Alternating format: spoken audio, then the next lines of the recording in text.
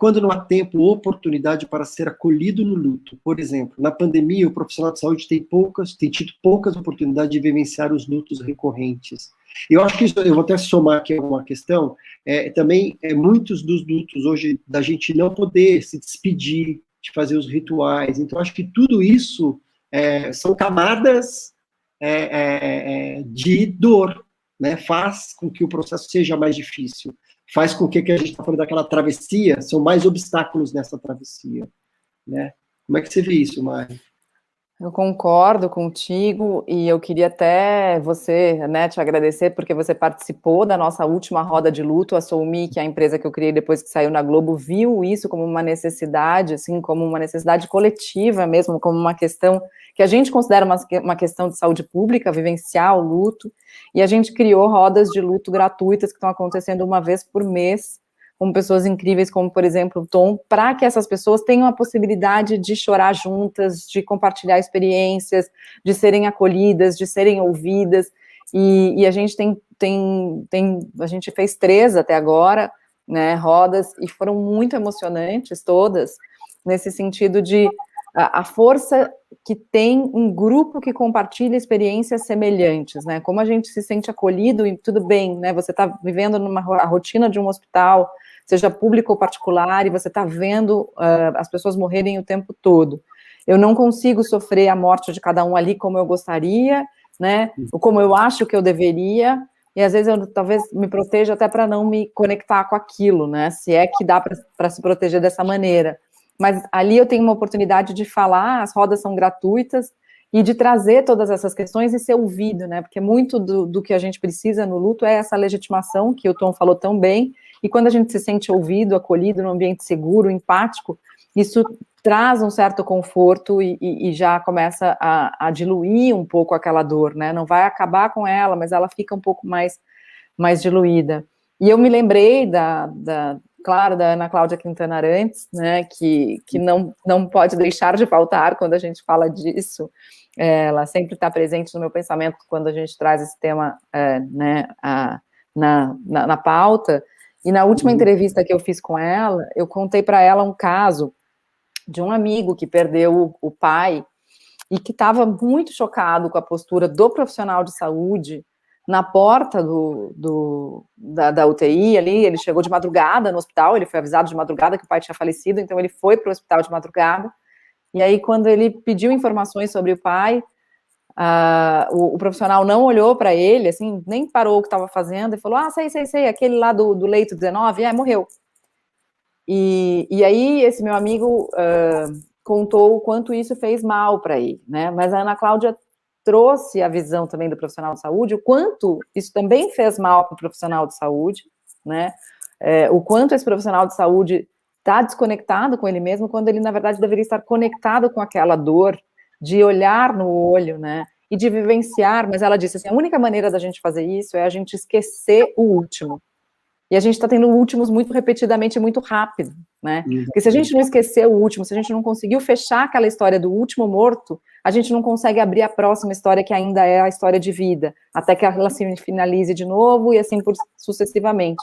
Então a pandemia trouxe esse desafio gigantesco, né, dessa avalanche de mortes, que realmente não está dando tempo da gente processar isso, né? Eu tive uma experiência assim, nessa linha de frente, em Brumadinho, né, que não tem nada de comparação com o que os profissionais de saúde estão vivendo na pandemia, mas que era essa avalanche mesmo de mortos, e que ali naquele momento foi um momento muito delicado para mim também, porque eu fui ao ML, eu vi partes dos corpos, eu convivi com as famílias durante uma semana, algumas eu ainda mantenho contato, então você perceber que você não consegue dar conta de todo mundo que morreu é muito assustador, né? Você sabe que todo mundo morreu, mas aquela história você não conhece tão bem. Nossa, mas eu não conheço aquela história, e já estão enterrando, e aquela família ali está chorando, e eu não consegui nem conversar com eles para saber quem eles são, né? E aí você vai... E eu, como repórter, vivendo isso ali, e mais do que como repórter, como pessoa, né? Então, nesse momento, você fala, não dá para separar o que você é como médico, como profissional de saúde, como enfermeiro, enfim, seja o que você for, do que você é como pessoa, porque a gente não deixa de ser quem a gente é para a gente ser a nossa profissão, né? Então, esse também é um aspecto importante da gente levar em consideração, e o quanto isso está afetando mesmo a saúde mental e emocional dos profissionais de saúde, e o quanto eles também precisam entender que eles precisam se cuidar, que foi o primeiro despertar da Ana Cláudia, né, quando ela escreveu A Morte é um dia que vale a pena viver, né? Exatamente. E Maria, até lembrando do encontro que vocês me convidaram, que foi lindo, com esse grupo, um ponto que surgiu muito, acho que era um grupo de mais de 50 pessoas, todas enlutadas pelo Covid, de histórias, assim, lutos múltiplos e tudo mais, muito triste, muito pesado, muito desafiador. E um tema que foi emergindo bastante, assim, foi aparecendo, daí a gente conversou bastante, foi sobre muita culpa. Então tinha a culpa por eu ter respeitado, assim, se eu soubesse que ele ia morrer, eu teria ficado mais perto. A culpa por eu deveria ter voltado e ficado mais tempo, porque eu acreditei que ia. Então, várias culpas. E daí a gente foi entrando por um caminho que é a história da narrativa, porque também o luto, né, o processo, são as narrativas que a gente vai criando para poder fazer essa travessia. Então eu fui convidando as pessoas a olhar para essas narrativas, porque assim, tem a narrativa. Hoje é fácil a pessoa olhar e falar assim, eu deveria ter voltado. Mas quando ela tomou a decisão, ela não sabia do fim da história. Quando ela tomou a decisão com a melhor intenção possível, com o maior amor e com a maior... Então, assim, é isso, é nisso. E é uma escolha, então acho que não tem como minimizar, falar, não, você está errado. Não, é isso, tem essa dor. Mas tem também nessa história esta possibilidade, esta. Experimenta também contar essas outras formas. Então, aqui até um convite para as pessoas que estão aqui, né, hoje, e vivendo os seus lutos. Se tem uma narrativa que está muito difícil, porque tem essa narrativa, né, do médico que a gente chama da má morte. Mas qual é a outra forma de eu contar isso?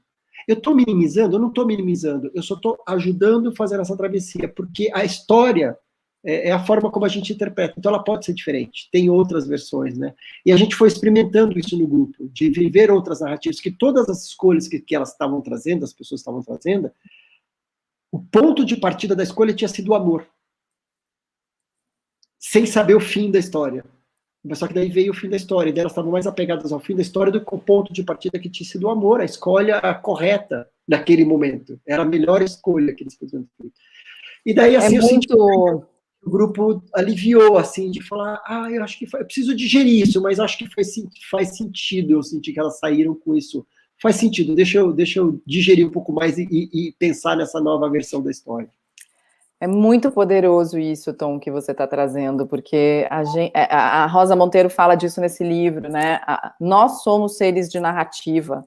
A gente precisa, nós somos todos escritores de um grande romance das nossas vidas, que é a memória do que a gente reconta para a gente todos os dias, do que a gente viveu, mesmo que a gente não coloque isso no papel, né? A gente está reconstruindo a nossa narrativa o tempo todo, e assim a gente pode reconstruir o nosso passado para construir um futuro diferente para a gente, né? Tem um exemplo muito claro para mim disso, que é quando no dia em que a minha mãe foi hospitalizada, a gente pegou ela no consultório, ela ainda estava com uma certa consciência, e levou ela para o hospital. Nesse trajeto de levar para o hospital, meu pai estava no carro da frente, eu estava no carro de trás, meu pai estava com ela no carro, e eu fui seguindo meu pai, e aí, numa dessa, aquela coisa de, pelo amor de Deus, deixa eu passar, não sei o quê, uma menina veio e me deu uma fechada no trânsito. E eu abri a janela e falei assim, pelo amor de Deus, sai da frente, a minha mãe está morrendo. E ela virou para mim e falou assim, que se foda sua mãe. Nesse momento, Tom,